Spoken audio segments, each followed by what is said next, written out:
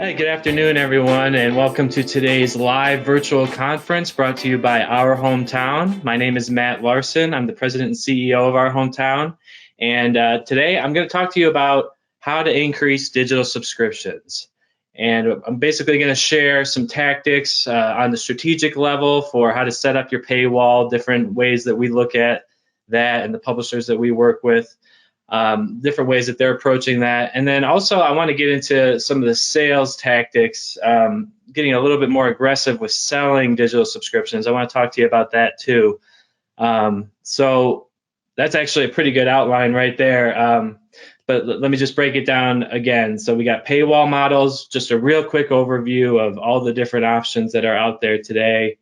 We're going to talk about pricing on those models and the importance of auto renewal. Then we're going to talk about marketing subscriptions. So once you have your paywall in place, how do you increase the awareness of your website, of the the payment options, of the different products that you're offering? How do you increase the awareness of it? And then how do you actually close those deals? So what are the tactics then for selling subscriptions? Now that's something that's new. Everything else before that, the first 3 bullet points, we've talked about on many different virtual conferences and different forums, and I'm kind of bringing them all together here for you today. But this idea of going in there and calling ex-subscribers, calling current subscribers, getting more feedback from them, getting the conversation going in a somewhat more aggressive way. I'm interested in everyone's feedback on that. Honestly, it's a kind of a new idea, and we are doing it with a couple papers down in Alabama right now as we speak. So I'll get to that in a minute. Now, but before we get into the whole presentation, I just want everyone to locate the questions box, okay? Because that really, I feel like these webinars, the best ones are when people are asking questions. And so if you could locate that, it should be in the GoToWebinar control panel. Just type your name, the paper you're with, and if you can estimate the number of digital subscribers, just ballpark, that you have on your website, I'd be interested to know that, just to get some baseline figures. If you don't have that number, no problem. Just I do want to get that feedback from you all, though, so if you could at least type your name in the paper that you're with, then that would be great. So then I know, if there's any questions at all, you can drop them in that area too, and you know where to find it. Okay. I'm going to move on and go through the different paywall models while those answers roll in here. So first of all, this will be quick. This is pretty basic stuff. There are a few things in here that maybe you haven't seen. You may not realize there are options for paywalls. The first one is your hard paywall. That restricts all content to paid customers only. You do give away a teaser pretty much across the board. Anyone that has a hard paywall, they're still giving away a little bit of content, but to read any full article, you're going to have an active subscription, okay? Pretty straightforward. Now, as we move down the paywall continuum towards the free side, you got the soft paywalls, there's a whole mix of them in the middle, okay? And so basically a soft paywall, I would define it as a mix of paid and free content. And so the specific, the way to think of soft paywalls, I think actually is to say it's a mix of free and paid, but there's different ways that you can determine what is free and paid. Okay, and I'm going to go through those examples here. So specific categories can be set for free, and that means you're just setting a rule up front that the obits category and the opinions categories are going to be free. Any articles assigned to those categories will be free access. Okay, that's one way to do it. You can also go through, and this is a little bit more time intensive. It requires intervention every week, as opposed to just setting the categories and just forgetting about it. If you wanted to do it like this, a lot of papers like this, the flexibility of setting specific articles for free. And so on most CMSs, that's just a checkbox on an article. So basically the way you're going to set up your paywall is it is going to be a hard paywall by default on all the articles. But then you got to go in there every week and mark certain stories free across different categories. And I've seen the Gaffney Ledger do it. These are all good examples. I'm not going to really look at the examples today, but if you want to see examples of these different paywalls, I'm happy to send you some. Just shoot me an email. Okay, then the third one that not a lot of people think about or necessarily realize is possible is to have the mix of paid and free content be determined by time since publication. Okay, so you could have the paywall turn on, after a certain point, or turn off after a certain point. So you could have the current news be protected for the first 2 weeks that the news is still new. It's behind a paywall, but then once 2 weeks pass, it goes into the free archives. Okay, that's what they're doing at Port Aransas South Jetty. You could do the opposite too. Okay, you could have the current news free and then the archives paid. That model might make sense if you're free in print. And as we get closer to, down this spectrum of, the paywall continuum here, get more and more towards free options, you'll see that there's actually several examples that I'm going to show you here that are free print newspapers, but they have a paywall model. It's definitely on the soft side. None of them are doing a hard paywall if they're free in print, but they are doing paywalls. So let's talk about this. The metered paywall. It's almost in its own category because it's so popular, but it's really a type of soft paywall where the user decides what's free and what is paid. So the first articles that they click on, those are free, and then they use up the meter. Now, I do want to look at this site for a second here. The Chesterfield Observer, they are a free newspaper. So, maybe a quick shout out if there's any free papers listening today. This is an example to be aware of. They are free in print. They launched a metered paywall, and now they're really cooking very well with this. They launched it just a few months ago, and you can go to subscribe to get an idea of their pricing. Pricing is actually very similar to what I've seen for paid print newspapers. So, they have these introductory rates, which we can talk about in a little bit more, but, the baseline price is $7.99 a month, $72 a year. So, those are prices that you would see at a paid print newspaper website, definitely. So they are pursuing the reader revenue model full on, and they're a good example of a metered paywall. Then we've got the registration wall. So this is the softest of all because it's not even paid. There is no paid option. With a registration wall, what you're doing is you're getting something in exchange for your content. That's the idea behind it. So the paywall covers all the content on the website. It's like a hard paywall, but it's all you need to do to gain access is sign up for a free account. So it's not even a paywall. It's just a registration wall. So you just give us your email. This is basically the value proposition. Give us your email and you can have unlimited access to the news.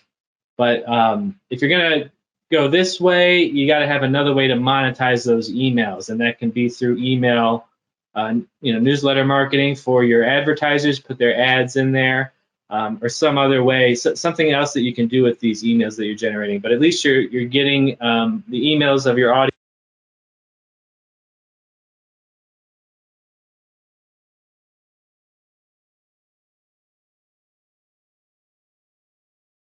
Let's see, we have a bunch of people listening, but I don't see anyone actually dropping questions in yet. So just if you could try to locate that and just at least say hello, just so I know that you can all hear me okay. Terry and Vera, are we okay on the audio? I haven't gotten any feedback yet. Just want to double check. No, I can hear you just fine, and I can see you just fine. I was looking at the questions too. We're good. Okay, just no questions. That's all good. No problem. All right, so let's move on to our first webinar poll, and hopefully we can get some audience interaction here. What kind of a paywall model do you have on your website today? Is it a hard paywall, soft paywall, metered, registration wall, none of the above? Okay, and I'm gonna I think I have a poll set up in here. Okay, so this is kind of a cool feature of GoToWebinar. I can launch this interactive poll. So we can see your results in real time. So go ahead and choose an answer. If you don't have any kind of paywall at all, none of the above, looks like 100% so far are metered. Now I want to wait just a couple more seconds for more votes to come in here. Okay, I think we've got the majority of the people in. All right, so we're actually looking at 100% metered paywall. So that's interesting. I appreciate that feedback. So that's kind of my suspicion. That's what we have seen a lot of. It's what the New York Times does. That they all seem to be going in that way, and that's actually what they do at this specific example. We're going to go through a little case study of the Journaltrib.com. This is a paper in North Dakota that I really think just hit the model right on the head for what you want to be doing. So they're the framework. Now, in terms of pricing, you've got several options, and there's usually a range that we see. So just to give you guys a ballpark idea, what they do at the Journal is right up here. This is their subscription page. So, $2 a week, $10 a month, $50 a year. They're kind of, they're on the low end for the per edition price, but they're definitely on the high end per month. But this is kind of the range that I think you want to be thinking on a per month basis, and then you obviously adjust those for the longer term commitments. So if someone commits to a year, in this case, she's giving them a pretty big discount, over 50%. So however you want to price that out, but these are the options that people typically do. Auto renewals, I think at this point, if you're not doing this already, I really think you should reevaluate your strategy or maybe your technology. If it's not possible to do auto renewals on your website, then definitely give me a call. We can do that on WordPress very easily.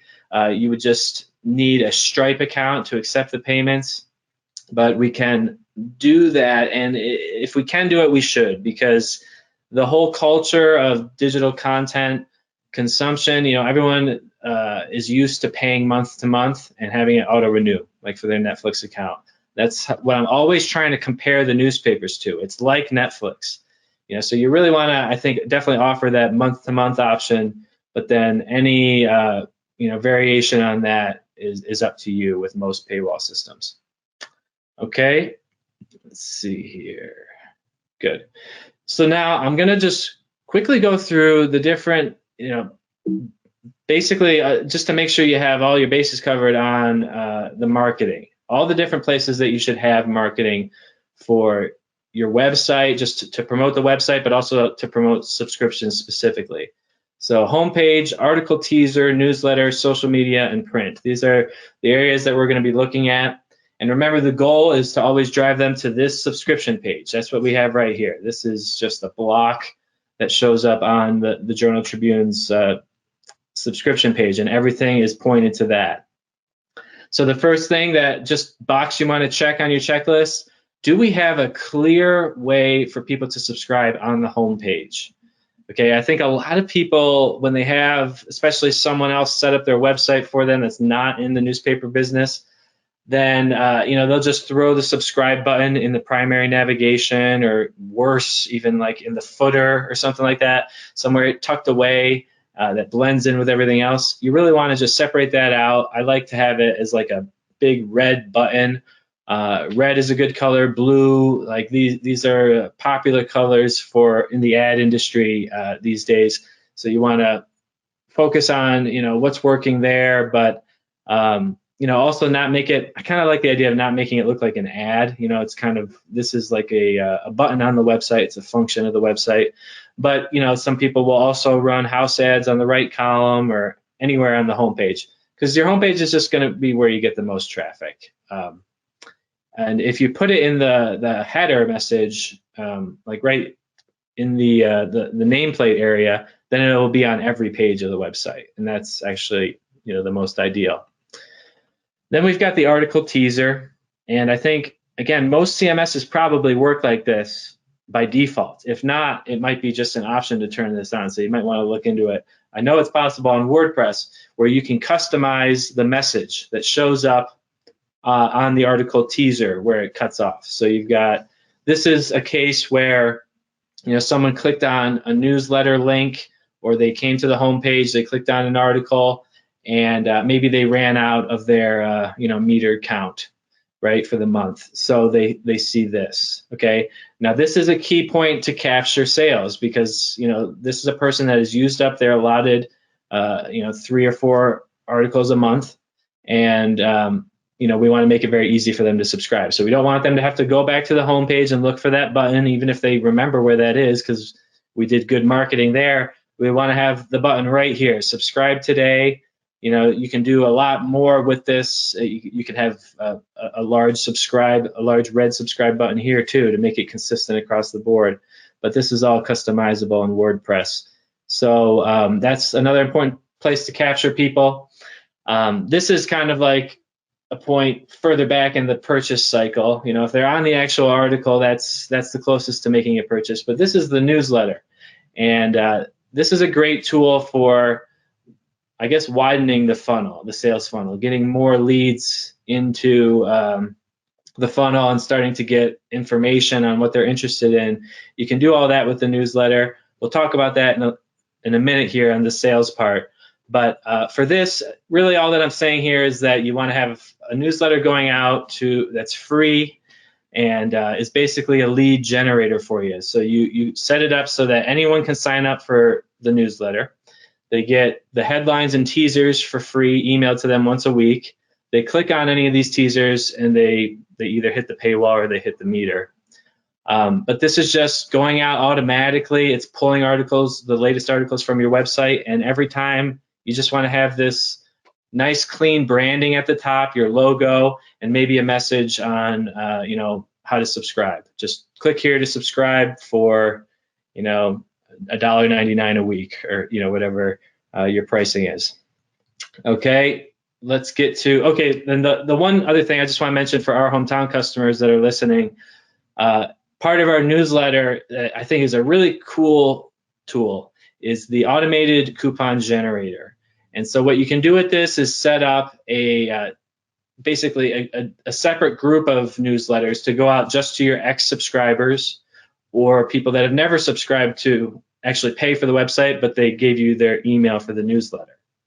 You can set it up so that they get a special newsletter with a coupon at the top. So we're automatically generating this coupon and just putting it on the non-subscriber emails, and it could say, any custom message. Become a subscriber today, 99 cents for the first month. Auto renews at $7.99 or something like that. So that's just kind of a way to enhance the newsletter marketing. Okay, social media. This is the way that the journal does it at journaltrib.com. I think it's very elegant. She has just a one-sentence teaser and then a brief ad there. Now read your local news for just $1.99 per week with auto renewal. I think that's a great idea. It takes a little bit more effort than just copying and pasting the link onto your Facebook posts, but I think it's well worth it. So she's really just getting that price right up front, reinforcing the price in the audience's mind, so that later she can offer maybe special discounts on that price. It means something because you've established the number. Okay, it's $2 a week, $10 a month. You can establish that value in the audience's mind. Okay, and then lastly, print. It's just kind of there's actually a lot here that I can talk about. Let's see, how are we doing on time? Pretty good. So with print, you just want to be doing the basics, obviously, of putting it on your homepage in the nameplate area. But there's more that we could be doing here. And here's some ideas from our blog. And if you never checked out our blog, I would love for you all to do that. You just go to our homepage, our-hometown.com. You can sign up for our newsletter if you're not already on it. We put out several blog posts a week on just tips that either we're learning from our customers or we're reading about in the industry on how to do things more effectively. And here's 5 ideas on how to promote your website in the print edition, just so to expose that audience. So including the website on your front page.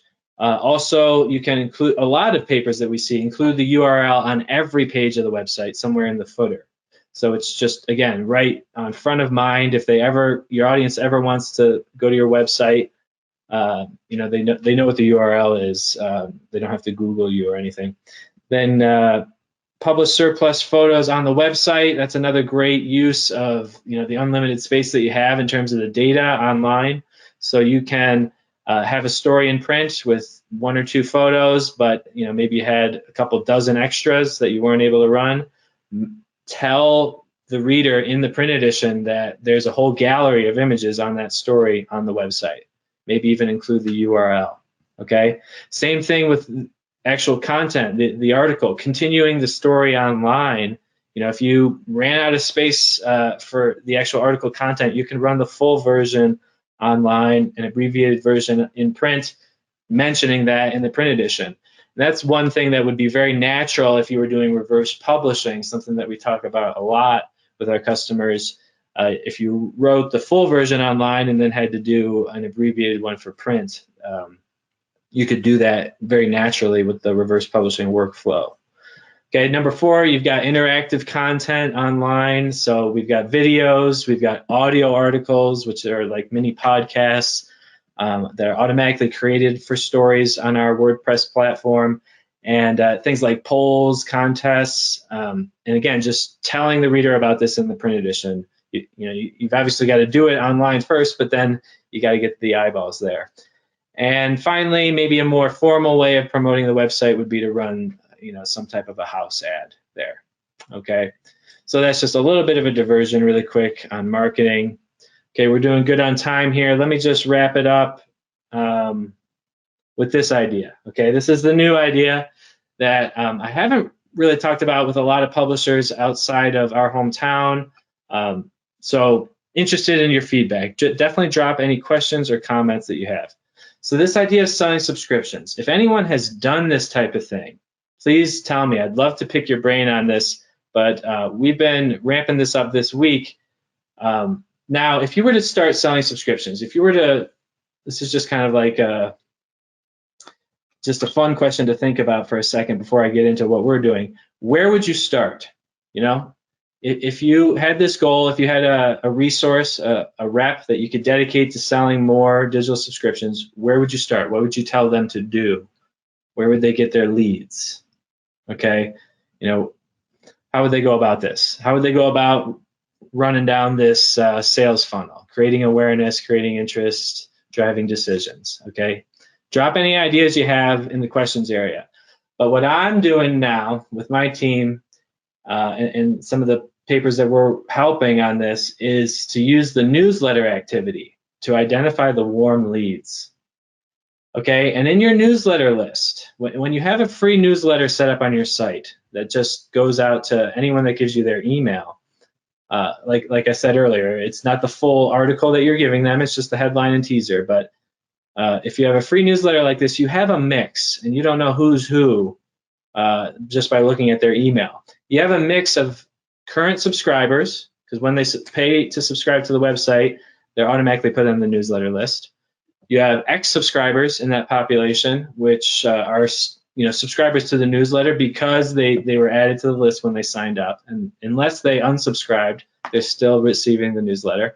And then we've got people that just have never actually paid to subscribe to the website, but they gave us their email for the newsletter, never subscribers. For the expired subscribers, what you can do is export a list of just the people that are expired and maybe opened the last, let's say, 3 newsletters in a row and clicked on a link in all 3 newsletters. Okay, you can create filters like that in simple Excel spreadsheets with data that you can export from our system. And then you can zero in on the most qualified people. So, basically the expired subscribers maybe that opened the last 3 emails and clicked on a link in at least one of them. You could create a filter like that and maybe get a list of like 5 expired subscribers. Then you follow up with them. So, sorry, that's right there. You follow up with them on the phone. So you send them an email, maybe a special offer for a coupon, a personalized email. It doesn't look like a newsletter, something that's just automatically generated. Give them a coupon to come back first month free, and then auto renews at the full price, or maybe a discount on the annual subscription. And then you follow up with a call, and you can learn a lot on these calls. It's really interesting. You're going to get a ton of voicemails, but when you get someone on the phone, either they'll tell you what they like, they'll tell you what they don't like. It's great feedback from your audience on how to improve your product. So that actually is more likely to happen with this second group. So I should probably switch these. I think the way to get started in this is to just think of it as an extension of customer support. Think of it as like a focus group or research on your understanding your current customers. So what you could do is take your list of current subscribers, look at who's opening the newsletter, who's really engaged, and then sorry, one second. And then call them first, and they'll, they're customers. So these people are going to be easy to talk to. It's not going to be like a cold call. You could call them with a survey. That's the reason I'm calling. We're trying to get feedback on the website. Ask them a 2 or 3 question survey, something really quick, and then give them a discounted gift subscription, or give them just like a free gift subscription to give away to a friend or family member, 1 month free. These things aren't very costly. If you can capture deals out of this, it's not very expensive to give away 1 month. And again, if we've established in the minds of the audience that it's $7.99 a month, and then they see this special offer for a free month, they know that's $8 I just saved. So that's kind of where the marketing and the selling come together. But basically, the way I'm thinking of it is that sales is, a way to go in there with coupons and make people, these special offers that make them feel like that they're getting something that not everyone is getting. But more importantly, we're doing this analysis before we just start calling and emailing people randomly. We're doing this analysis to filter and sort for the people that are the hottest leads. And that's based on really 2 signals: their subscription status and their newsletter activity. Now, the last group I want to talk about is your never subscribers. So what do you do with these? You can you have their email. That's basically it. Maybe their first name. Depends on what your newsletter sign-up form has on it.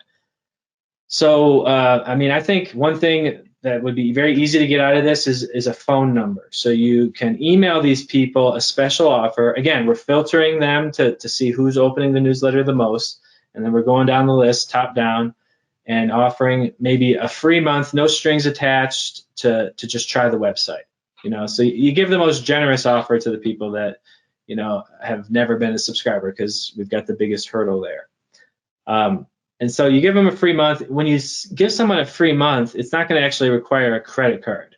So there's absolutely no strings attached to this. But what we can get out of it is maybe some information about the person, maybe get their phone number.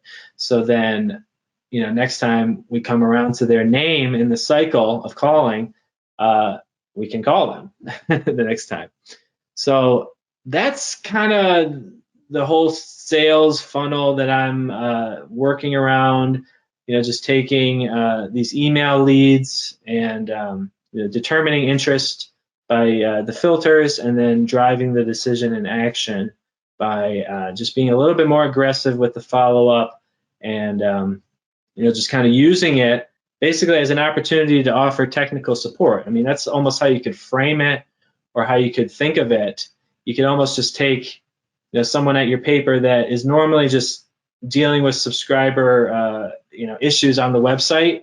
People, maybe it's your circulation person, and just have them think of this as really technical support first. You're going in there trying to improve the user experience, but then there is this sales element, because you can offer these coupons just as part of the interaction. But I think you want to approach the subscriber as like, this is us just doing research. Okay, we're just about out of time, so definitely get your questions in before we wrap this up. This is just really quick. I talk about this a lot. I think this is like a really exciting idea, but I've extended it to what we talked about today. Just this idea of using webinars to communicate with your audience. This is what we do at our hometown. At least once a week, we have office hours with our customers, and then we have these virtual conferences. I think the same thing could be done by newspaper publishers. You start up a webinar, but the reason it applies to this discussion today is really because it's an opportunity for you to demonstrate your website, maybe have a mini focus group, get feedback from your subscribers or even non-subscribers on the website. And that's what we're going to be doing today with these groups, these papers that we work with down in Alabama. We have this outgoing sales effort going, but then there's these regular webinars. So that's kind of how it's all gelling for me as well. That's part of the foundational marketing for these.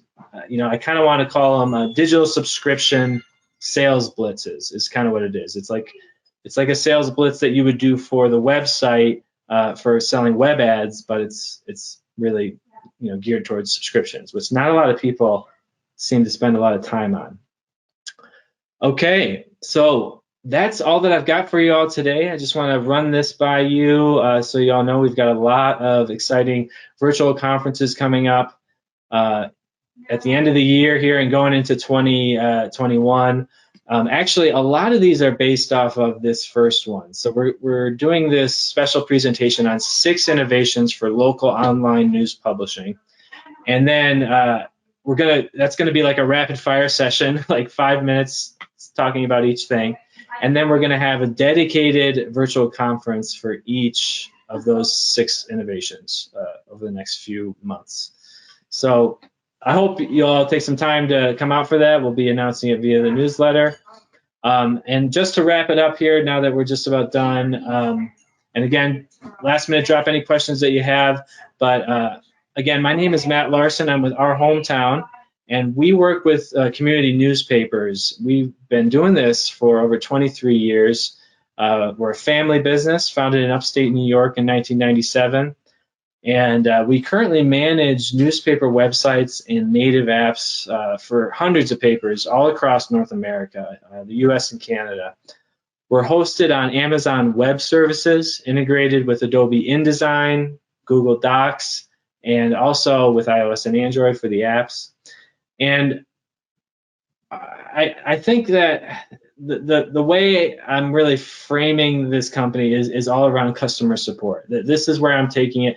Just as a little bit more background, I took over as CEO 3 years ago after my father passed the reins over to me. And really the entire history of the company, it's been all about customer support. And that has been traditionally most reflected in the PDF to HTML conversion service that we do for hundreds of papers. So we're really actively involved in the production of these websites.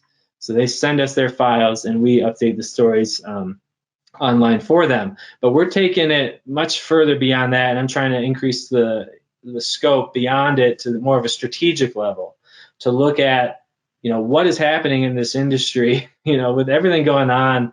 How are newspapers adapting? What are they doing to move the revenue streams around as certain things dry up? They need to look elsewhere.